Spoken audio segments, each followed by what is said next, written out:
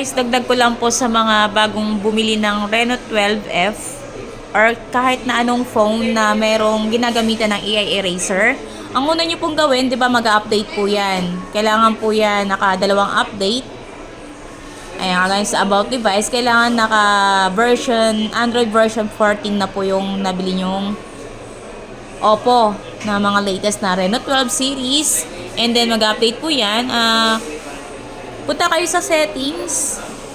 And then lagay nyo lang po yung language and region. Type nyo lang yan. Ayan, lalabas na po yan dito sa settings. Language and region. Kailangan po yung region nyo po dyan. Naka-Philippines po yan. Para ma-update po. Ma-update po siya yung phone and then magamit na po yung AI eraser. Ayan, diba?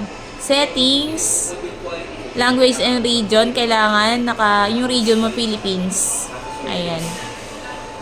Ganyan lang po. Tapos, syempre mag-update na po yan, diba? And then, punta ka.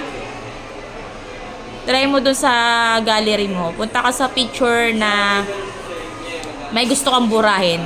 Edit and then AI eraser. Ayan po. Kagaya ng pinakita ko po sa isa ko pong video na ginawa ko. Ayan, magagamit nyo na po siya. And then sa dagdag ko na lang din po sa beacon link. Kailangan po walang internet. Ang open lang po dapat is Bluetooth. Walang internet, walang SIM card, makakatawag ka. Open mo lang yung Bluetooth. Punta ng settings.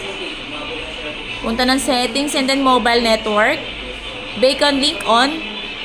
Ayan, tawag ka na po yung sino gusto mong tawagan na naka Reno 12 series din po. Yan lang po, thank you.